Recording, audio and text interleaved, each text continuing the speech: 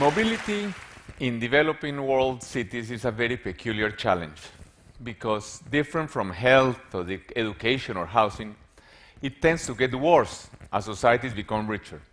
Clearly an unsustainable model.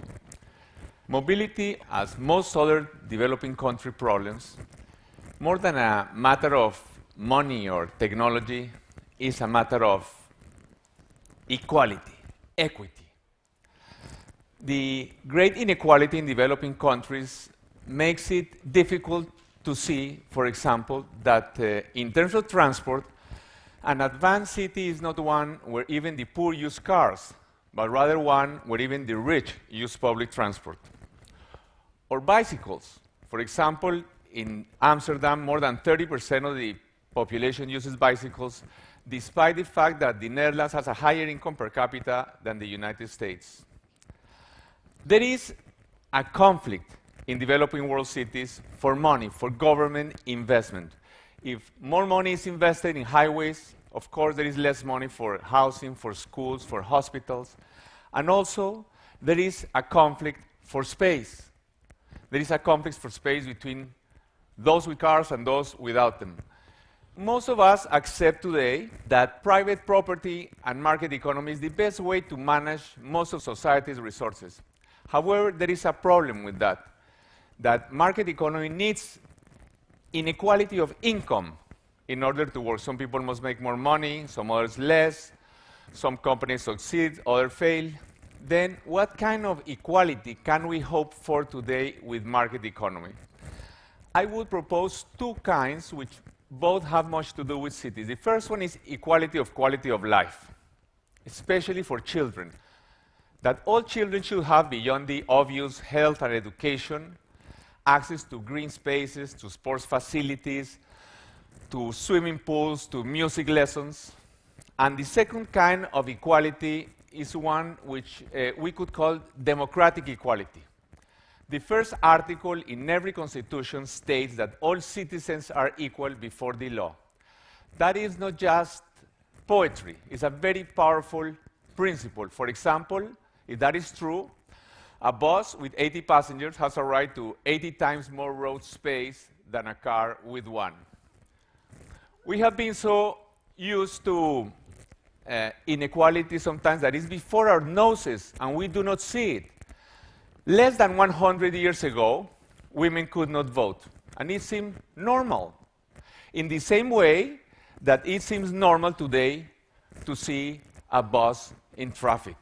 In fact, when I became mayor, applying that democratic principle that public good prevails over private interest, that a bus with 100 people has a right to 100 times more road space than a car, we implemented a mass transit system based on buses on exclusive lanes. We called it Transmilenio in order to make buses sexier.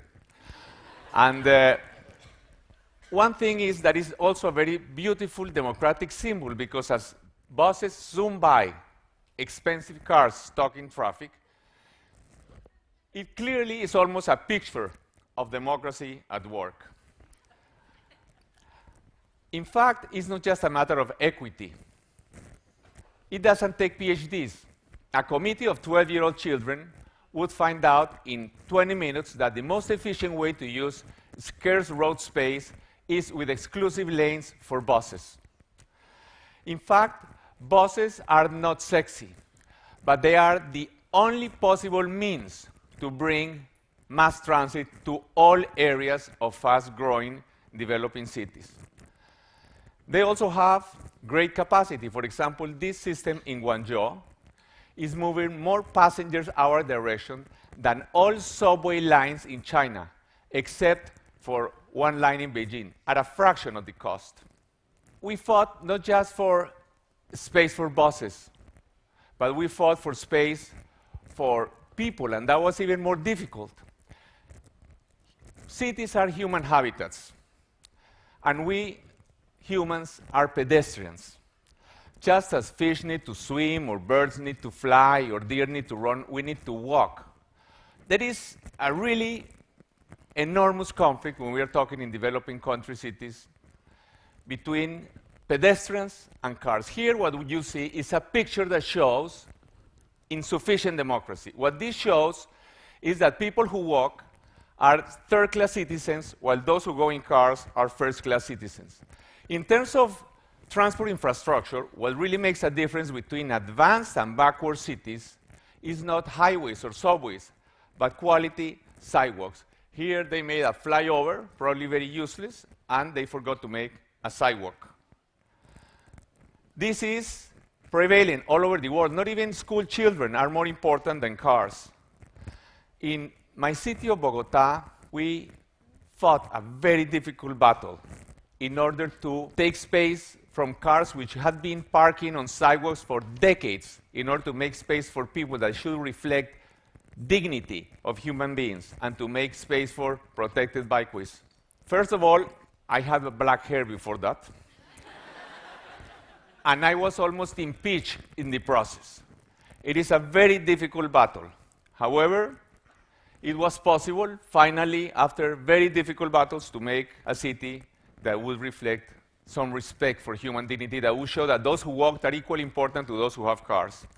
Indeed, a very important ideological and political issue anywhere is how to distribute that most valuable resource of a city, which is road space. A city could find oil or diamonds underground, and it would not be so valuable as road space. How to distribute it between pedestrians, bicycles, public transport, and cars. This is not a technological issue.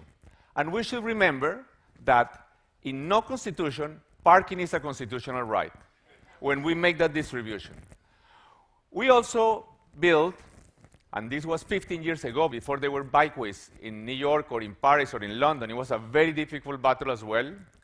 More than 350 kilometers of protected bicycle ways. I don't think protected bicycle ways are a cute architectural feature.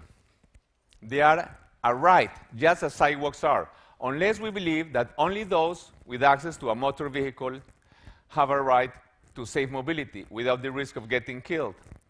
And just as busways are, protected bikeways also are a powerful symbol of democracy because they show that a citizen on a $30 bicycle is equally important to one on a $30,000 car. And we are living in a unique moment in history. In the next 50 years, more than half of those cities which will exist in the year 2060 will be built. In many developing country cities, more than 80 and 90% of the city which will exist in the year 2060 will be built over the next 4 or 5 decades. But this is not just a matter for developing country cities. In the United States, for example, more than 70 million new homes must be built over the next 40 or 50 years. That's more than all the homes that today exist in Britain, France, and Canada put together. And I believe that our cities today have severe flaws and that different, better ones could be built. What is wrong with our cities today? Well, for example, if we tell any 3-year-old child who's barely learning to speak in any city in the world today, watch out, a car, the child will jump in fright. And with a very good reason, because there are more than 10,000 children who are killed by cars every year in the world. We have had cities for 8,000 years, and children could walk out of home and play. In fact, only very recently, towards 1900, there were no cars. Cars have been here for really less than 100 years. They completely changed cities. In 1900, for example, nobody was killed by cars in the United States. Only 20 years later, between 1920 and 1930, almost 200,000 people were killed by cars in the United States.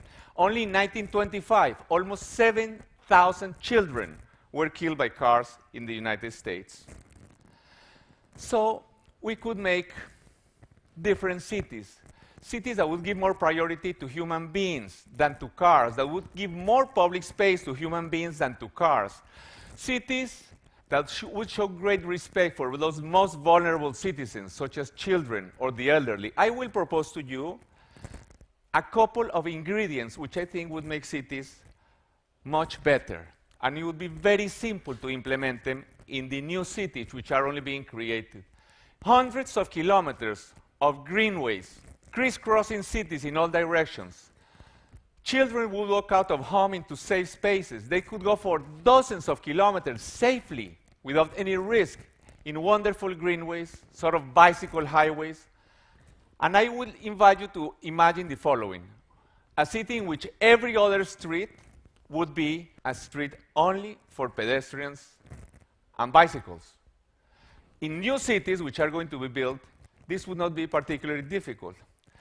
When I was mayor of Bogotá, in only 3 years, we were able to create 70 kilometers in one of the most dense cities in the world of these bicycle highways. And this changes the way people live, moves, enjoy the city. In this picture, you see in one of the very poor neighborhoods, we had a luxury pedestrian bicycle street and the cars still in the mud. Of course, I would love to pave this street for cars, but what do we do first? 99% of people in those neighborhoods don't have cars. But you see, when a city is only being created, it's very easy to incorporate this kind of infrastructure. Then the city grows around it. And of course, this is just a glimpse of something which could be much better if we just create it, and it changes the way of life. And the second ingredient, which would solve mobility, that very difficult challenge in developing countries in a very low cost and simple way, would be to have hundreds of kilometers of streets only for buses and bicycles and pedestrians. This would be, again, a very low-cost solution if implemented from the start. Low-cost, pleasant transit with natural sunlight. Well, but unfortunately, reality is not as good as my dreams. Because of private property of land and high land prices, all developing country cities have a large problem of slums. In my country of Colombia, almost half the homes in cities initially were illegal developments. And of course, it's very difficult to have mass transit or to use bicycles in such environments. But even legal developments are also being located in the wrong places, very far from the city centers, where it's impossible to provide low-cost, high-frequency public transport. As a Latin American, and Latin America was the most recently urbanized region in the world, I would recommend respectfully, passionately, to those countries which are yet to urbanize. Latin America went from 40% urban in 1950 to 80% urban in 2010. I would recommend Asian and African countries which are yet to urbanize, such as India, which is only 33% urban now, that governments should acquire all land around cities. In this way, their cities could grow in the right places, with the right spaces, with parks, with the greenways, with the busways. The cities we're going to build over the next 50 years will determine quality of life and even happiness for billions of people towards the future. What a fantastic opportunity for leaders and many young leaders to come, especially in the developing countries. They can create a much happier life for billions towards the future. I am sure, I am optimist, that they will make cities better than our most ambitious dreams.